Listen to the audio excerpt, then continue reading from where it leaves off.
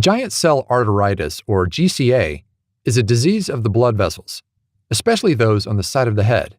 In GCA, inflammation can decrease blood flow, causing headaches and other symptoms, including blurred vision, which sometimes even leads to permanent blindness. The disease, which affects people over 50, is treated immediately with high doses of glucocorticoids, such as prednisone, to lessen inflammation and reduce the risk of vision loss.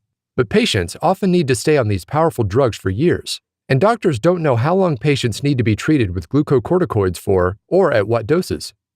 Now, researchers from around the world have completed the first large randomized clinical trial of a newer drug, tocilizumab, or TCZ, in combination with long-term prednisone tapers in patients with GCA.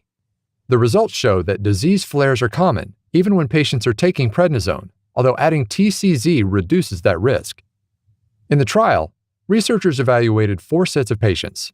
2 groups received a TCZ injection, once weekly or every other week, and were tapered off of prednisone over 26 weeks.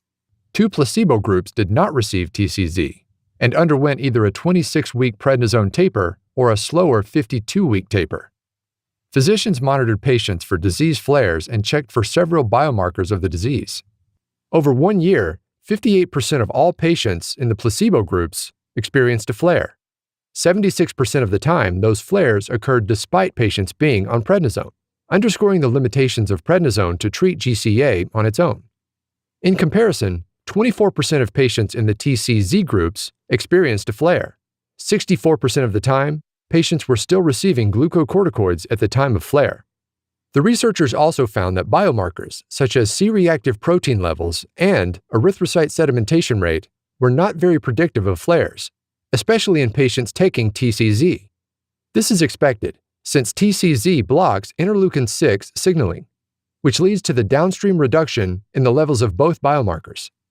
But it suggests that clinicians should not rely exclusively on acute phase reactants to gauge whether GCA is active or not, because these biomarkers cannot be used to predict a disease flare, even if their levels are high, and patients can still experience a flare if levels of the biomarkers are low.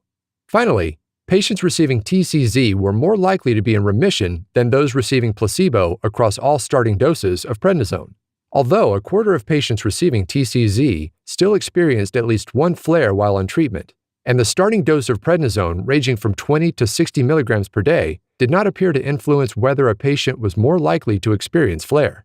TCZ resulted in longer time before a flare than prednisone treatment alone among patients who started on lower prednisone doses and underwent the 26-week tapering schedule.